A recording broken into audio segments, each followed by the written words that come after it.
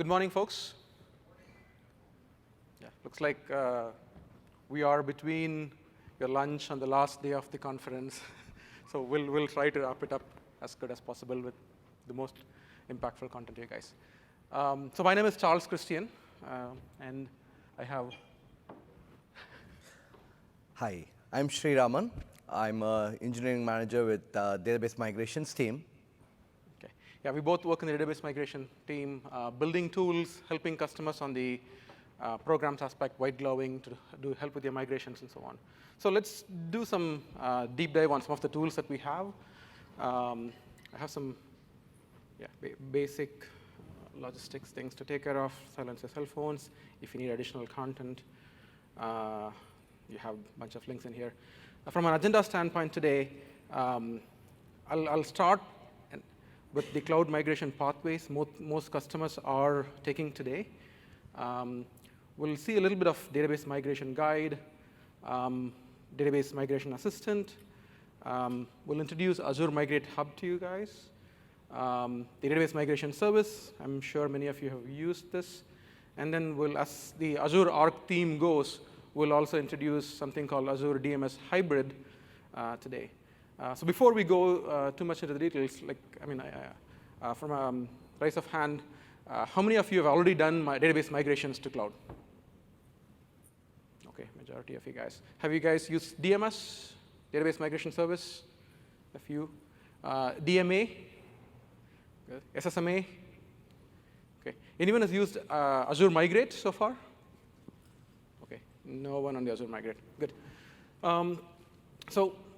Cloud migration pathways. So we've been working with a lot of customers, helping them migrate their data centers from on-premise to cloud.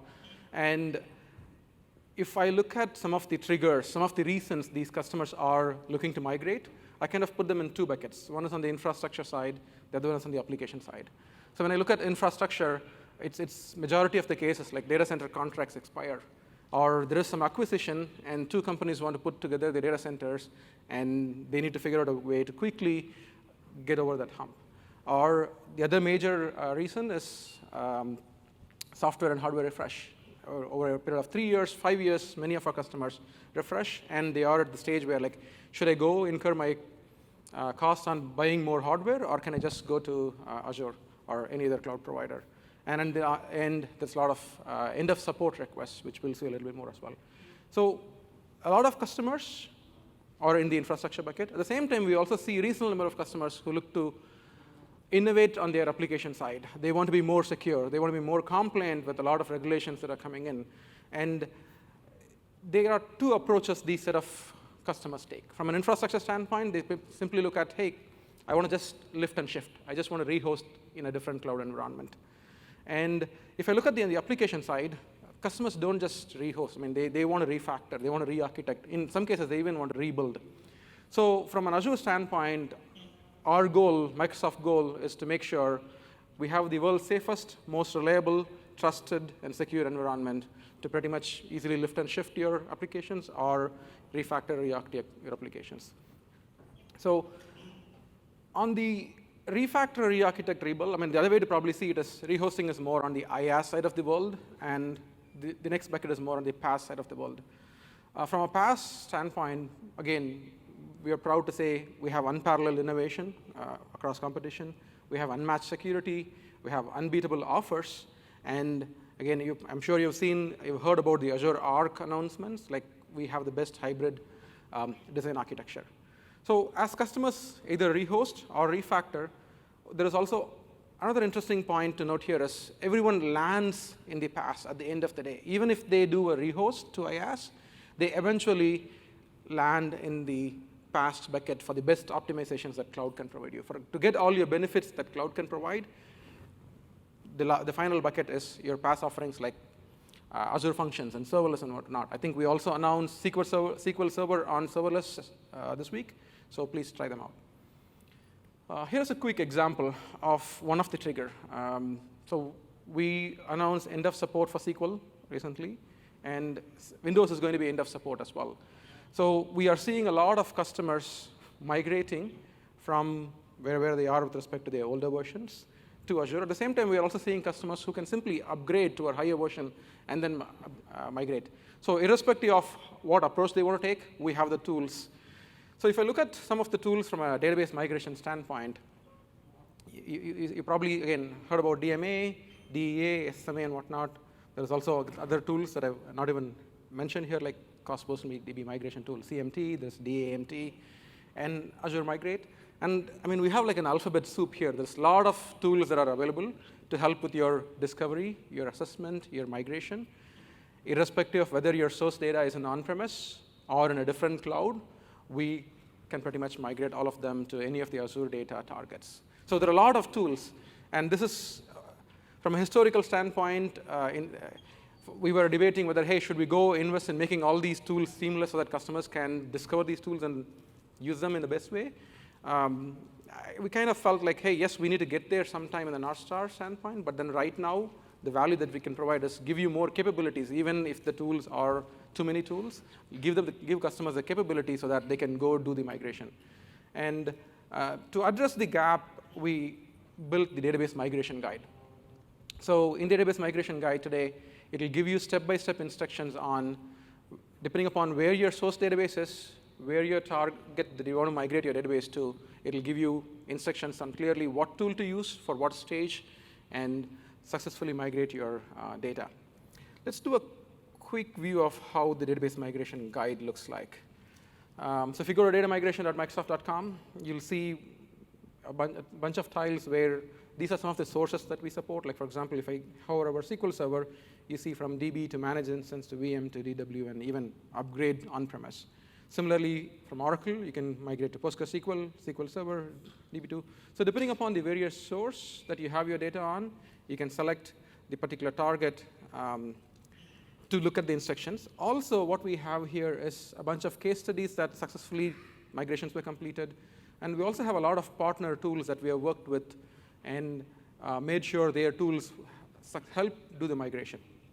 Let's actually look at a quick example of SQL to SQLDB managed instance. So what we have here, again, from a planning standpoint, what are the things you need to do before you do the migration?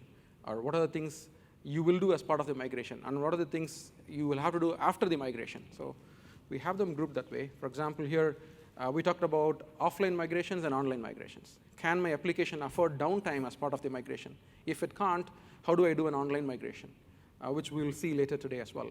What are some of the supported versions from a source standpoint? And what are the various ways that we can do migrations today? Can I use ABC tool, XYZ tool, and whatnot? And a bunch of prerequisites on if you're going to perform the migration this way, here are the prerequisites. As we work with a lot of customers, while these tools are ready for you guys to use, we also have templatized some scripts that will make it even more easy, and we have actually linked them from here as well. And these are some of the tools that when we help certain customers, we know the capability did not exist in our current tooling, but these scripts will be helpful for you, and so they are available. Again, additional resources around TCO calculators and anything that's needed around migration, and a lot of training videos for you to see before you start your migration. So once you are ready, once you've done with the planning, here are some, again, with respect to various migration lifecycle stage. For example, a typical migration will start from the discovery, like what are the various databases you have. An assessment, ABC database, will it be ready to go to SQLDB, or should it go to managed instance? So that assessment, and what are the things you need to do to make sure it is ready. And again, from a migration, it's not just homogeneous, like it's not just from SQL to SQL. We also support Oracle to PostgreSQL, Oracle to SQL, and so on. In those cases, what are the tools we need to do from a conversion standpoint? Migrate schema specifically, migrate data, the various other objects around, and continuously. So if there is an online migration, we'll keep sure the data is in continuous sync. And then finally, when we're ready to do a cutover, we can do a cutover. So we have all of those details, and for a specific source target, how we do it. For example, here we talk about discovery, we talk about assessment. There's no conversion for homogeneous migrations. Then we talk about how to migrate the schema and data. And finally, what we do from a post-optimization standpoint. So the database migration guide is an awesome tool to get you started, irrespective of where your source data is, to your migration, to your target. Let me also quickly show a demo of Data Migration Assistant, which some of you have already used. This tool is heavily used from an assessment standpoint. It can also do migrations. Let me actually do a quick demo here. I'll say sources SQL target is managed instance. I'll create an assessment. We'll do a compatibility check, and we'll do a feature parity check. And let me select a server that I have. I'll use Windows Authentication to connect. And once it's connected, I have a bunch of sample databases. These are not big and whatnot. So let me actually go and select all of these databases to do an assessment. So you actually have a browse button here, which I'll come back later and explain. I'm going to do add, or maybe I can talk about it right now. So DMA today, we have capabilities to pass in a JSON query to see, to do some assessment there. Like actually, let me actually show what that means. If you go to the Microsoft Tech community, we have all our data migration team blogs, and right now that's one of our top blogs. We're using DMA to assess applications data access layer. And if you scroll down, you see that we have an extension as part of Visual Code release called Data Access Migration Toolkit. Once you enable that extension, you can go through your code and get all your queries in there and pass that back into DMA. So if you have those JSON files, you can pass it in here or on the previous screen. And then when you do an assessment, again, we talked about two types of assessment. There's a feature parity assessment and compatibility. So right now, for all the databases that we looked into, there are no feature parity issues. And from a compatibility standpoint, it's doing the assessment.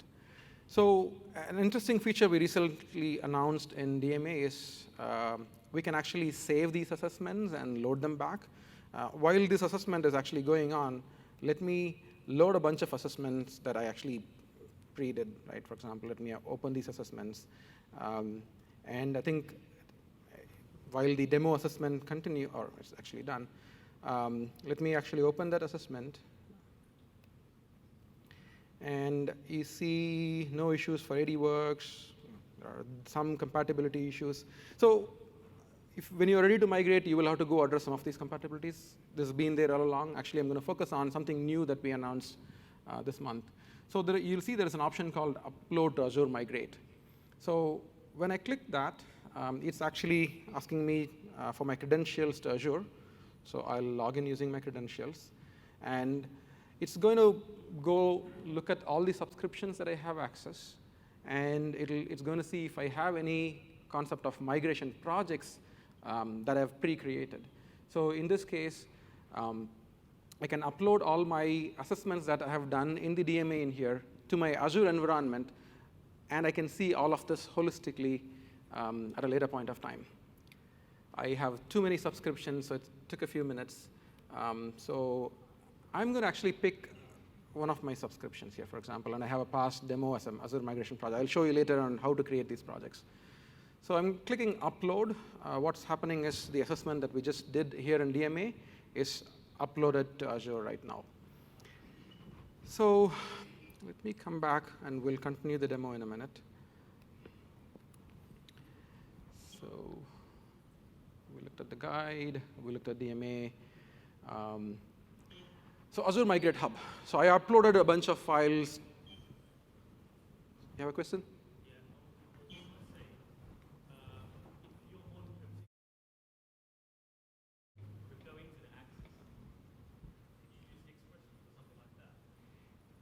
Could you repeat that question a bit louder? If your on-prem SQL Server had no internet access, would that work? Yes. So basically, SQL Server does not need access. All you need is access to The outbound connectivity to portal. Basically, DMA itself runs on-prem on your, like for example, as Charles was just demonstrating, he was running it on his laptop, and it was actually doing an on-prem SQL Server analysis. So even in this case, right, so DMA, where I have installed it and I'm running, that has internet connectivity. But my server may not. Doesn't have to. Okay. Does that answer your question? So what happens is basically the assessment that we have produced, we aggregate it and pass it to a SSL endpoint, which is usually open. And you can do it from, for example, if one way of doing it would also, a lot of people do it an alternate way, which is basically they run the assessment on-prem, even within a demilitarized zone, right? You pick up the assessment, you can come out where you can reach an outbound port, and then you can export to Azure Migrate. So you can do it in an offline way, and that is why we introduced the loading and the saving assessment as well as upload to Azure Migrate concept.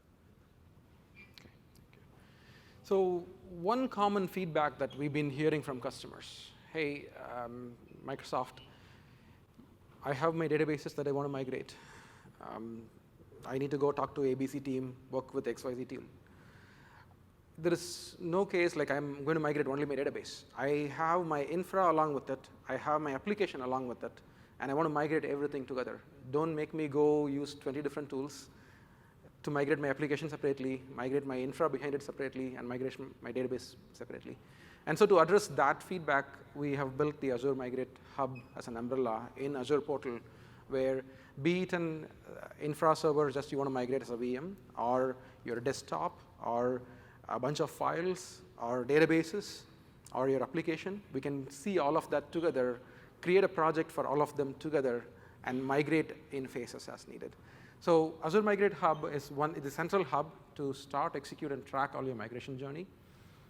They are workload specific. You can do all these servers like VM migration. Databases are being plugged in as well. You probably heard about data boxes. So if you have a lot of data as part of data box, you can use those migrations. Web apps and virtual desktops are also announced this week as part of Azure Migrate from a capability standpoint. It provides one integrated experience with respect to discovery. For example, you probably heard about Map Toolkit, which can discover your sets on-premise.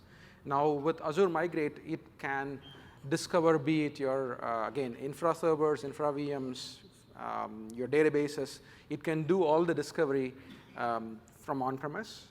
Again, with the DMA integration, right now what you saw is a manual integration where we're uploading the files. We are also working on inline assessments in the sense, the moment Azure Migrate discovers a bunch of data servers, you can do the assessment inline, and then it'll give you recommendations on which is the right Azure data target for these assessments. So the inline assessment is going to happen, and eventually inline migrations are also going to be integrated. So Azure Migrate will be one integrated solution for all of the various stages. And also we've heard feedback from a lot of customers saying, hey, from a first-party standpoint, you guys have tooling for some source target migrations. You don't necessarily have tooling for a lot. Like, for example, Netezza migrations or Teradata migrations and so on. We don't have the right tooling. Also, migration is complex. Not one tool is going to help you with the right migrations you need. And so as part of Azure Migrate, we are actually enabling this as a platform, an extensible platform for any ISV to come in and plug in their tools. Like so far, we have as you see, CloudOmize, Movere, Unify Cloud, Turbonomic, Current-Tech, a bunch of ISVs that we have worked with and already enabled. If you have a migration tool that you have today, we are more than happy to onboard that into the overall platform. That way, customers can choose whatever tool they want to do discovery or assessment or migration, and then see all of that unified in one project. And even though we have a lot of different tools, a lot of different, from first party or third party, like from Microsoft or from any other partners, all of that can be seen in one place, and end-to-end progress tracking can be done in Azure Migrate, and all of the data is centrally loaded. So that is the advantage of Azure Migrate. So let me come back to my dashboard. So if you go to the Azure portal today, you can actually search for Azure Migrate. It's free of cost, no cost needed. All you need is a Azure subscription. And this is the landing page you see. Again, like I mentioned, you can access, migrate, discover any server, be it Windows or Linux. You can, again, discover, assess, migrate any SQL or other databases and apps. So like all of that is put together. So let's look at what happened to the assessment that we uploaded from DMA. So as you see here, DMA had uploaded one instance that we assessed. There were 7 databases as part of it, of which 6 are ready to go to SQLDB, and 1 has some issues, and so it's probably it can go to VM, or there's more refactoring needed to migrate them to cloud. And you can also see other tools are automatically plugged in here. In this case, you can use DMS to do the migration. And let me actually double click a little bit more here. So if we go to an instance, it shows here's a server we assessed and it's ready 85%. If you have hundreds of servers in your data center, you can see all of that assessment readiness, cloud migration readiness in one single pane of glass.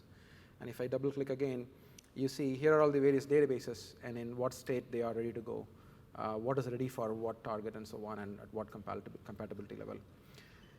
So this is all from a database standpoint. Again, the entire data that you see here was based on the DMA assessment that we saw earlier.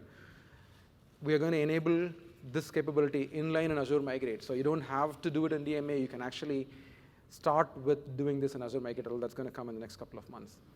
So again, let's also look at a little bit on the servers here, right? So if I look at servers, I have a project here which actually we have discovered 42,000 or 41,000 plus servers, which are grouped into multiple groups, which we've done a bunch of assessments. This is all again from a server standpoint, infra migration, the lift and shift that we saw earlier. Like all of these VMs are ready to, from a lift and shift standpoint, that can happen. And again, as you see, there are third-party tools here that have used and uploaded their assessment and discovered content as well. So I also talked about how we can create your migration project. For example, here right now I have a default migration project. If you want to change, you can get into the screen to say, okay, hey, I want to create this project, and you get to create a new migration project from scratch. And as part of your new migration project, let me say demo. You can pick what tool you're going to use from an assessment standpoint. So all the third-party and first-party, all the partner tools and Microsoft tools will be available here. Similarly, what are the tools that you want to do from a migration standpoint, and so on. So this is barely, even though with the North Star goal of aligning all of this in one umbrella, we are barely scratching the surface. We still have a lot of work to do. Our North Star goal, again, is from a customer standpoint, you don't have to worry about your infra separately, database separately, app separately. In one shot, you can see the entire view of your application, its dependencies, and migrate them in phases as needed.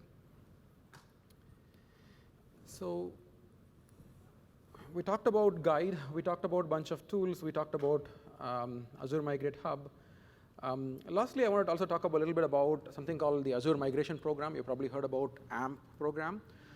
The idea here, again, is customers can do migrations using the self-service tools that we have. There are partners who can help with the customers to do the migration. Microsoft ourselves would like to help you guys do some of these migrations. So any customer is eligible for these migrations. The goal for us is get you into the first step. If you have, say, 100 servers that you want migrated, we can probably help you with the first few. White glove, hold your hand, do the migration for the first few databases, first few servers, and with that hope saying, okay, now that you're done with, you're started, you'll be able to successfully go land the remaining workloads to cloud. And so as we help with the first few workloads, there is technical trainings that we can give you. There are a lot of self-paced trainings, there are a lot of instruction-led trainings that are available. And we have a dedicated engineering team who can help you walk you through this journey. Again, feel free to look at azure.com/AMP if you want to know more about this Azure migration program. With that, I'll switch over to Sriraman. 4. Okay. Here we go. Thank you, Charles.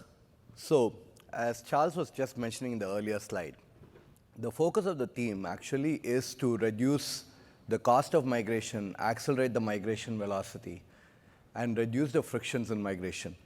We understand that the customers will come from different perspectives, right? So there is a concept of infrastructure migration. I would like to migrate the entire server. Sometimes there's a concept of migrating the apps and the associated databases. This is one of the common patterns that we see, actually. Typically, customers have an app that's connecting to an on-premise DB. They are looking to modernize their application as well as the database. And customers choose different approaches. Some customers want to go with application first, let me modernize my application, connect back to on-prem database. Or the other way around, move the database to the cloud, connect from the on-premise application to the cloud database. In fact, in Microsoft, in one of my earlier sojourns, that's basically what we did. We moved the databases first, while infrastructure was still, application infrastructure was hosted on premises, and we would connect to the cloud. And sometimes we want to do both together. And we want to be able to enable all of these capabilities, all these possibilities. So towards that, we have, for apps, we have the App Service Migration Assistant, and for databases, we have the Azure Migrate or Database Migration. Right? Today, I'm going to focus more on the DB, but I would encourage you to go online, look up about the App Service Migration as well, and we'll have connecting documentation here as well. I kind of made a huge jump down here, right? So database migrations in general can be quite daunting, primarily because the challenges of, okay, how am I going to do the migration? What's the timeline? What happens to my app during this time? Does my app stay offline? Could I take a weekend downtime, migrate? Or in some cases, in many cases, many of the customers have come and told us, hey, we need the migration to be done with a downtime requirement of no more than 15 minutes, right? So one of the things that we focus on a lot is the online data migration. How do we enable, when I say online or near zero downtime migration, what we mean is the source server continues to cater to the traffic while the target server keeps catching up at whichever point we are ready to migrate, we are ready to make the switch. We take a small downtime on the source server, turn the application to point to the target server, and start running the application. The downtime is the time that we take the downtime on the source to when the target is ready to cater to the traffic from the application. So here I'm going to, when we are looking at DMS, why use database migration service, one of the things that we focus on is try to find the right and optimal path for minimizing the downtime, depending on the source as well as the target. For example, when we do source as SQL Server, target as Azure SQL DB, Singleton, or Elastic Pool, we tend to take the route of logical replication. We basically try to follow the log trail, log chain as it happens, and logically replicate them over. Well, for Azure managed instance as a target, we go with physical replication, physical log shipping. So here I'm going to talk, today I'm going to do a demo of the online migration for managed instance. And here what we do is we basically use the existing log maintenance, the maintenance plan that you may have, and use the backups and the transaction log backups to facilitate the migration to Azure. Any questions up to this point? Oh. Yes? I think in another session said that managed instance only supports full backup and restore, but not yet transaction like that. So yes, that is true. Once you reach the managed instance, we are still working on the concept of how do we create the transaction log backups. But here we are looking at the source server. So what we do is we are taking the full backups and the transaction log backups on the source server, and what we are doing is we are restoring the transaction log backups on the target server. They said that the restore is not yet supported, it's going to be. So we actually support it through a different API mechanism, which is not direct T-SQL command doesn't work. You are absolutely right. But there is an API that the customers can use. And the reason, the API works in a very, very structured fashion. It needs a very clear pathway. And that's what DMS does, actually. Ensures that the logs are shipped in the right order. Things are not out of place. We are not shipping something before or out of order. We are not missing any log files. We are following there are certain requirements like checksums, making sure it's compressed, making sure it's striped, etc. So those are some of the things that DMS does, and that's what I was talking about. With the service, we actually use the capabilities of the native target, but we actually make sure that it's streamlined and make it frictionless, make it easy as a customer to follow the pathway, and reduce the risks. So here you'll notice that I have the on-premises and cloud network. The on-premise SQL Server, you basically try and take the backups onto a SMB share. Many customers ask us one question, can I do it to Azure File Share? Yes, you can do it to Azure File Share as well. It involves a couple of more steps to make it be treated like a SMB share. So what we do is from the SMB share, DMS keeps monitoring the backups. It basically looks at the backup. It determines what is the latest full backups that have been taken for the database. And then it basically follows the log chain. It finds out which is the next transaction log, which is T2, which is T3. And then we basically upload these transaction logs to a blob store and then call into the API to SQLDB managed instance to start replaying those logs on the target. Right? So this is basically the pathway, but basically the reason why I wanted to share this particular slide was to say that DMS actually, one of the things, the reasons why more customers use database migration service is that we try to figure out what is the optimal pathway to get the desired results. In addition to doing online migrations, DMS also supports, for example, login migrations, SSIS packages migration.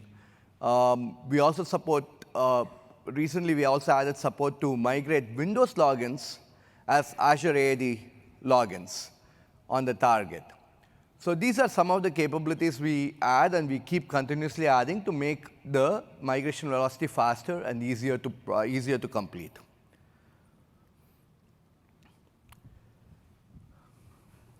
That gentleman over there asked a very, very important question, right? What if my SQL Server does not have access to my internet? In the previous slide, if you look at it, I kind of stepped over one part, right? So one of the things that I mentioned in the previous slide, I went to the next slide, the previous one. So here you'll notice that the DMS needs access to the network share, to the on-prem network. Typically, we recommend that the customer have a site-to-site connectivity or a VPN, ExpressRoute, etc. Because DMS is hosted, it's a native Azure service, which means the worker which is actually performing the work is hosted on Azure. And that worker needs to be able to access the SMB file share, which means that you need to have some form of connectivity back on premises. We realized that this was one of the biggest friction points for customers. It's not always easy to set up an ExpressRoute, not always easy to set up a VPN or point-to-site VPN. Troubleshooting becomes harder. In order for us to make the process even more easier, we are now introducing the DMS hybrid. What is DMS hybrid? DMS hybrid allows you to host the DMS worker on premises, gain all of the engineering that we've built into it to make it resilient, to make it follow the process, to make it durable, and allow us to orchestrate the workflows from Azure. So while the control plane for DMS is still hosted in Azure, the actual worker is hosted on-prem, which reduces the need for the site-to-site connectivity. Questions? So let's look at how we achieve this. So here you'll notice that the DMS hybrid worker is actually running on a VM. In my case, I'm going to show you a demo where it's running on my laptop. Right? And the one thing that you have to ensure is that laptop or that VM, whichever is running it, has access to a SQL Server that we are trying to migrate the databases from. Right? So that hybrid worker connects to SQL Server. And it also talks to the database migration service. And that communication happens through an outbound connectivity. It's not an inbound connectivity. It happens on a secure channel. It's a SSL port.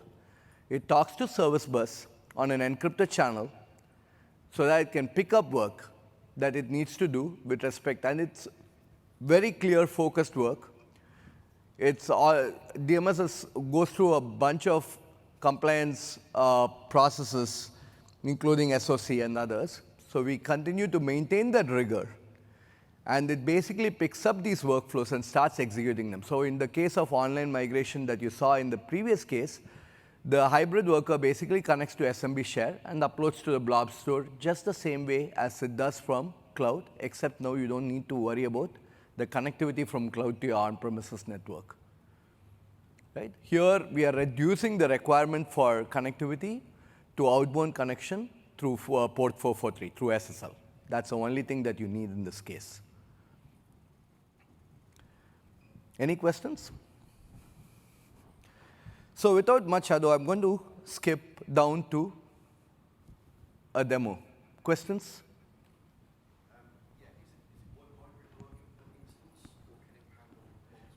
Can you repeat it again? Sorry. Is it one hybrid worker per instance, or can it handle multiple instances at the same time? Very good question. Actually, it's one hybrid worker per instance. That's purely from the security. So what happens is when the channel between the control plane and the DMS service on the cloud and the DMS hybrid is encrypted using a unique key that's between these two channels. So what we are working on, what we are enabling is actually being able to do multiple workers that can talk to a single service. So you can actually create multiple instances and run multiple instances, right? I don't envision at this point to do one worker supporting multiple hybrid instances, just from security perspective, making sure that we still maintain the isolation, because at the service level, we have to maintain the RBAC controls. Any other questions? Okay. So I'm going to switch over to the demo.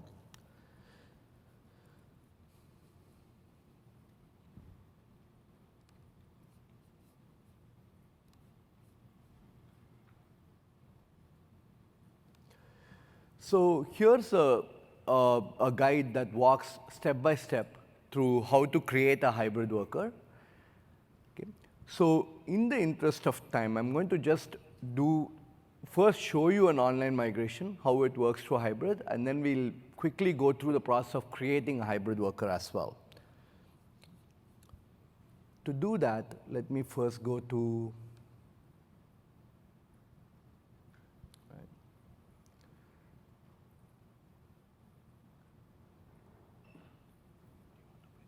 yeah, let me do that.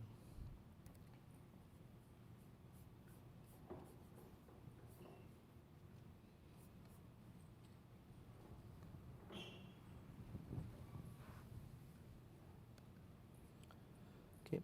So here, I've pre-created this instance. So this particular instance, how many of you said you've used Azure Database Migration Service before? Few of you. So let me just quickly show you how to create one. Let's go with that process, actually. So as I said, we are a native Azure service. So you basically go look for a new resource. You say, I want the Azure Database Migration Service. You can say create,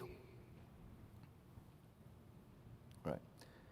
So here what we'll do is we say, hey, this is a DMS internal demo. I want to use this one. I'm going to use a resource group that I had before. And we give it a name.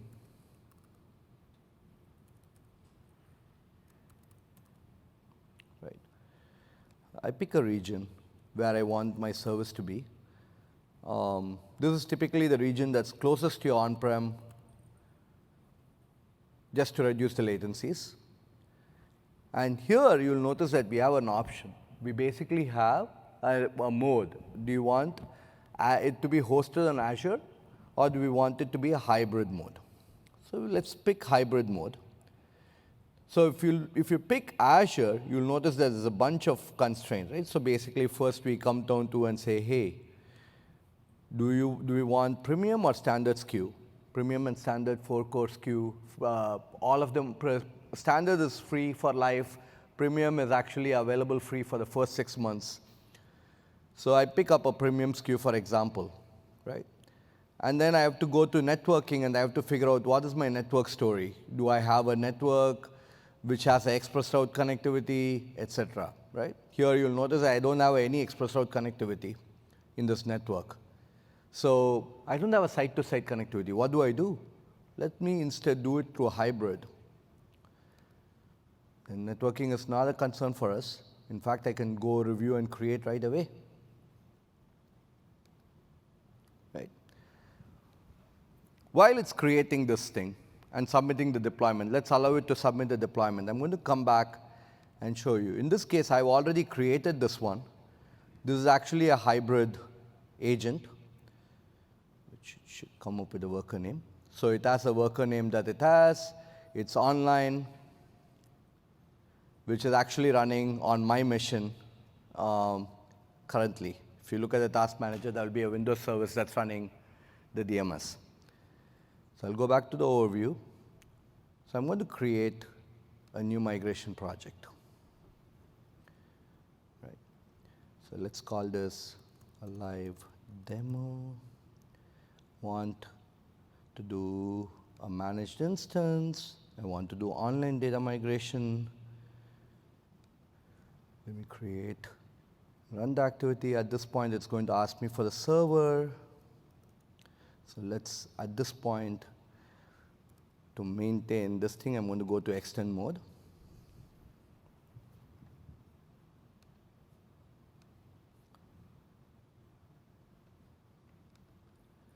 Yeah, and you can see it right now. Let's make it a bit bigger, just for myself. Okay, and come back here.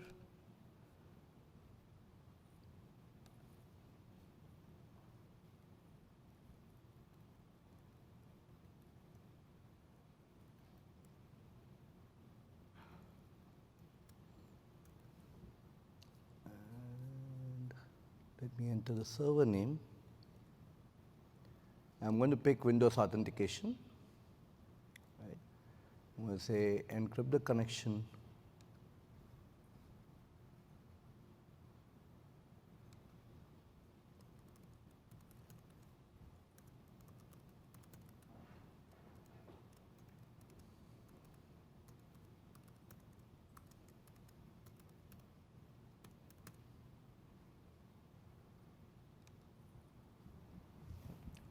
So at this point of time, DMS is actually trying to validate the server connection. It's going to go in and say, hey, am I able to connect to the source server? Am I able to establish a connection? And it was able to establish the connection. All right. So here, we are going to ask the customer to provide an app ID. An application ID is nothing but it's a way of authenticating without the two-factor authentication. You're basically saying this particular application, the hybrid worker, can connect to my service and run tasks on behalf of the service. Right? And the key is secure. I can get back here. So this is like a username and password that we are using to connect to the managed instance and storage. So basically, because we have to store all the backups onto the blob, we have to give it some credentials. So I'm going to pick private buddy MI, and that's the target instance.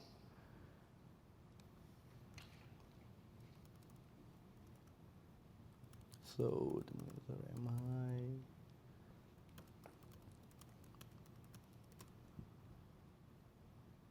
And save.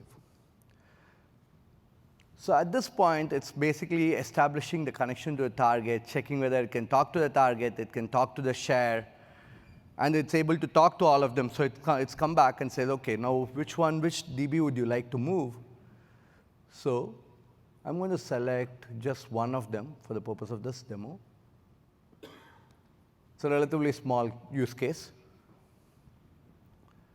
Okay, now we come to network share. Where does DMS hybrid look for the backups to these files.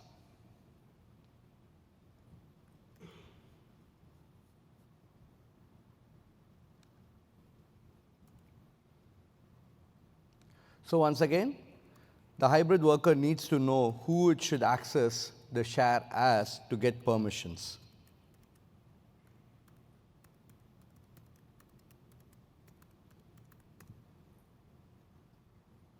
Okay. And then we need to tell it which blob store to use, which storage account should I use to connect to this. So let me pick up any one of them, doesn't really matter.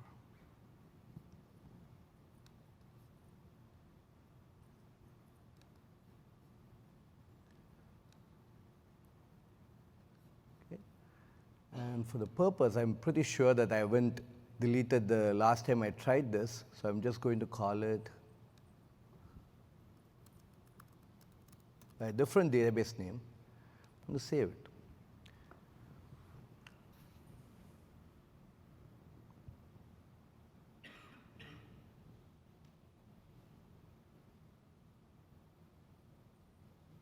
Okay, at this point, again, we verify, we validate that we are able to access the storage, SMB share, we are able to determine that there is indeed a backup for the file that we mentioned.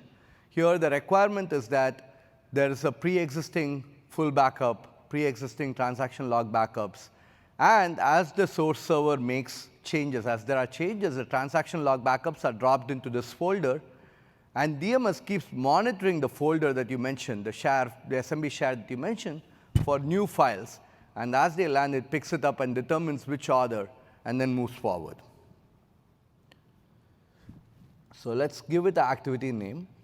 So hybrid run, let's say pick hybrid run, right? And then we're going to say run migration. Right? While this is doing its activity, let us go, how do we look for time? 10 more minutes? Okay. So now I'm going to, actually you can actually see what's going on here. So we asked it to migrate one backup. So if you notice, first thing it's done is it found out that there's a full backup. It's currently uploading the full backup. Once it uploads the full backup, it starts the restore process onto the MI, and then simultaneously it starts looking for other transaction log backups. At this point, I can come back to duplicate mode. Not yet.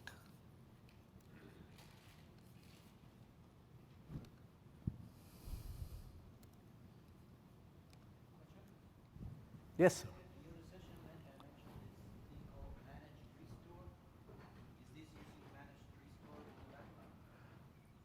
I don't believe we are using, I don't know what managed restore is.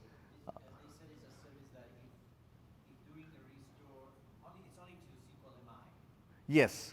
So it uses the log replay service. I believe that's what they're referring to as managed restore. Yes, we do. If there is a problem with the restore, it retries automatically. It keeps retrying, yeah. Is using that same thing? Yes. Actually, we do our own set of retries on top of their retries as well. Do we have to disable the full backup on premise after restart?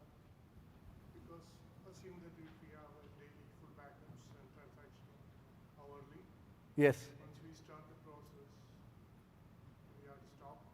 No need to, actually. You can keep doing your backup maintenance plan. It will pick up. It basically keeps following the transaction log chains which are not disrupted when you do the full backup again. So as long as you have the transaction log backups, it keeps rolling. And if for any reason that the process fails, it again picks up from where it left off and continues. There's one caveat though. If you have, for example, two backup maintenance, sometimes what we found customers do is they have a maintenance plan, but they don't want to disrupt it, so they create another maintenance plan for the migration service.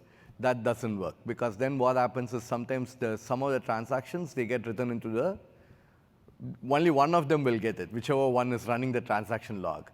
So basically the idea is use the existing migration plan that you have, existing maintenance plan that you have, and we'll just follow and we won't disrupt. That's the whole idea, was DMS is not supposed to disrupt your existing maintenance plan. Yes, sir. Can you repeat that again? Yes, source database has to be in full recovery mode because you need to take transaction log backups.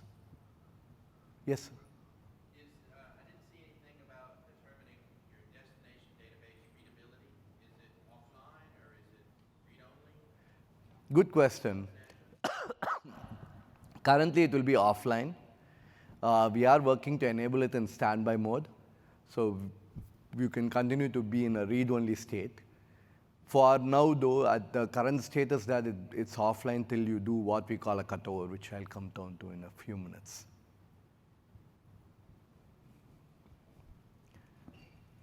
Okay, I'm going to switch back here. Yes? Does the hybrid mode work with other databases like Oracle or? We are getting there.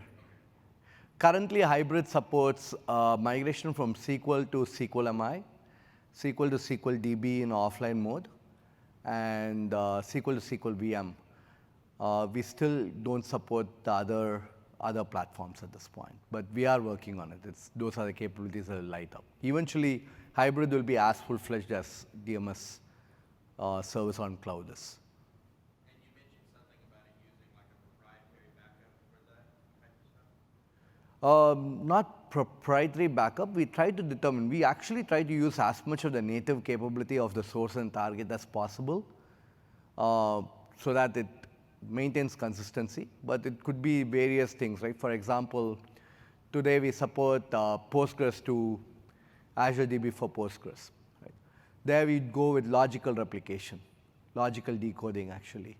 So depending on the source and target, we figure out which is the best ideal mode in order to achieve this migration.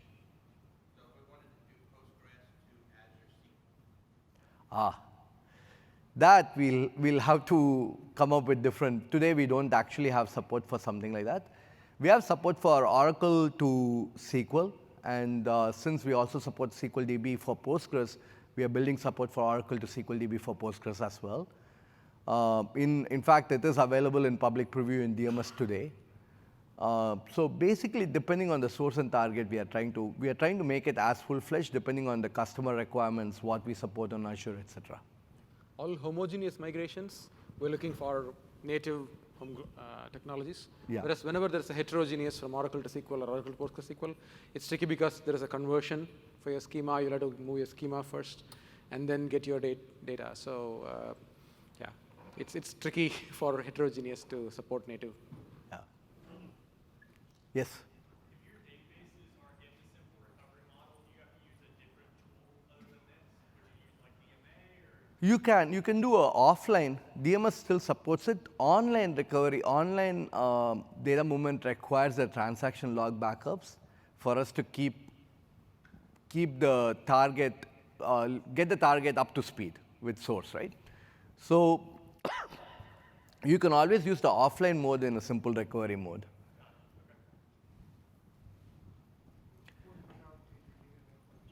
Can you repeat that? TD enabled on source, very good question actually. So TD enabled on source, we do support. Currently we support it in offline. We are actually, it's one of the highest priority items on online, but there are workarounds. So what you can do is, for TD, what we do is, as long as you're using native key, what we do is we actually figure out the key in an encrypted form. We move the encrypted form to managed instance, so that in Turing Transit, it's still in encrypted form. And the passkey is supported to MI, control plane, and it basically uses that to decrypt the backup when it's restored. So through the entire transportation, the backup remains in an encrypted state. And DMS doesn't persist a key. It's only between the source and the target. So we do support. Yes? Sorry, if you've already covered this, am I right to assume this won't work with SQL Azure DB? It's just managed instance, right? Yes, so SQL Azure DB, we do logical replication. And as you may be aware, logical replication has its own challenges with respect to how the throughput happens. So we are also constantly looking at ways where we can improve that process as well, working with the product team as well as working with a different, to basically be able to enable those scenarios in a faster pace. But today, SQL DB has two modes. One is we can either do offline, where we actually do a streaming protocol which actually can move data really fast. So we've seen customers move close to 1 terabyte of data in about 10 to 12 hours. So a lot of customers prefer that one. Online is available, but it has a little bit more restriction due to our reliance on the transaction replication.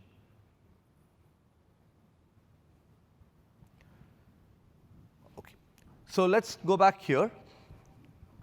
So as you can see, while we were doing that, it had uploaded a bunch of other stuff, and it has also restored the full back. Let me refresh and see where it is at. So at this point, you'll notice that it's restored all the log backups that I've had. So I'm going to start the cutover.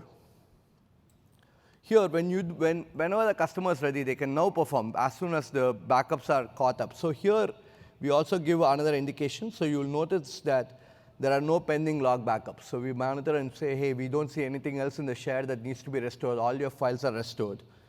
So confirm that we want to do a cutover, and you can apply. At this point, the target DB is now recovered, and all the pending transactions that are there are rolled back. All the applied transactions are replayed, and you basically bring the DB online at this point. So that is the online migration scenario.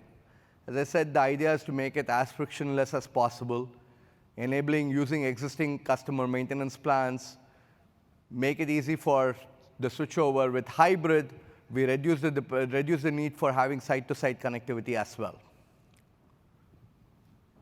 And let's see what's happening with this.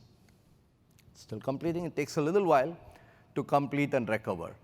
And depending on the target MI instance, when we use general purpose or business critical actually has 2 replicas as well. So once the cutover starts, the database is seeded on the replicas as well. And once all the replicas come back online, then DB is online. So it takes a little longer, contrary to what customers would like. Business critical takes a little bit longer to cut over than general purpose does. And once again, those are issues that we are working. We know that these are issues. So we have constant customer interactivity through the AMP, Jumpstart, and other programs that helps us understand the customer friction points, and we try to constantly put that on our backlog to make it easier and better.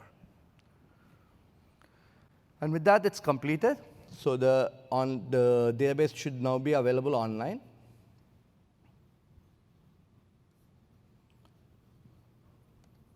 That was the near zero downtime.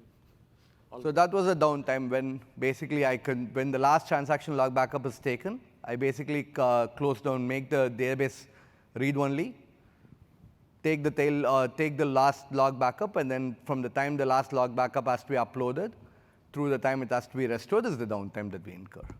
How big was your chart database? Very small, just for the purposes of the demo. That itself took a few minutes. For the complete, in the case of this thing, sometimes it's also not a size of function. So basically, typical time, irrespective of the size, for general purpose, what we've seen is,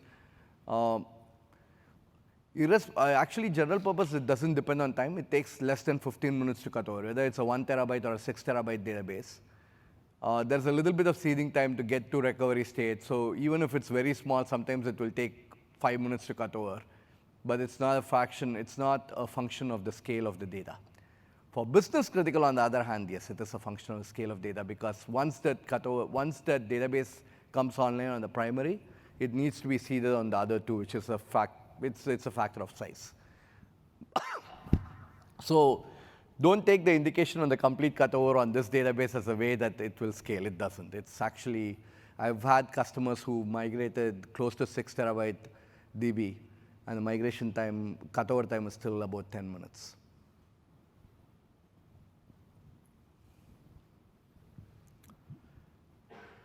Questions? Yes.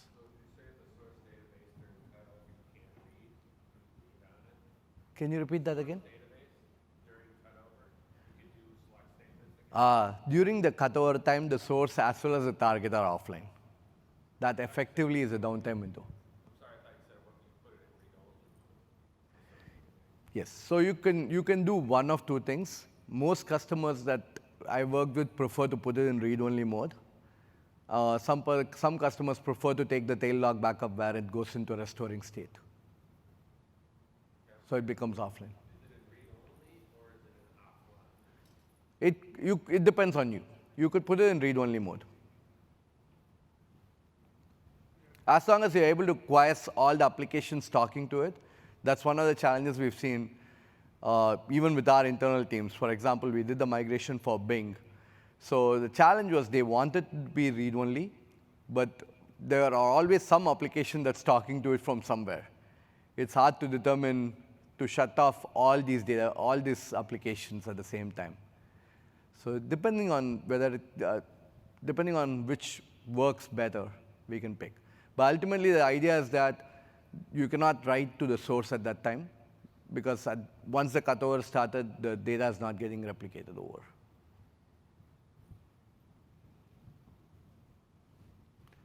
How much time do we have?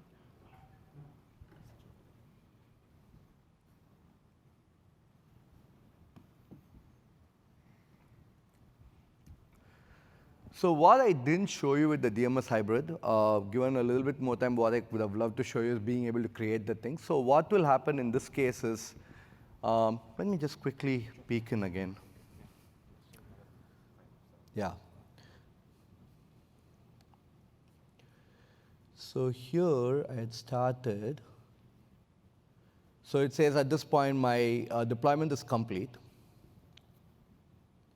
So here you'll notice that as soon as you start, it's going to say there's no agent running for the service, right? Because we haven't provisioned it on Azure. Usually with DMS, you'll notice that at this point we've provisioned the worker on Azure, and it's ready to, it's ready to pick up work. In the case of DMS hybrid, we are not ready yet. So what you would do is basically here, if you go to the hybrid tab, we will have an option to go and download the hybrid worker. It's an MSI that you can then install. There are a couple of other steps that we do in addition to that. So in addition to that, you basically have a you would basically, in order for hybrid to register, the worker to register as a DMS worker to the DMS service, it needs to be able to talk to that service. So we need to know that, hey, this is the hybrid worker that is capable of talking. The service has to know that this hybrid worker is allowed to do it. To do that, we actually create what is called an application ID. I talked about it in managed instance. So you would go to your Azure Active Directory and create an application ID. So what the application ID is, it is an identity for the application, the hybrid worker. And we enable creating a certificate.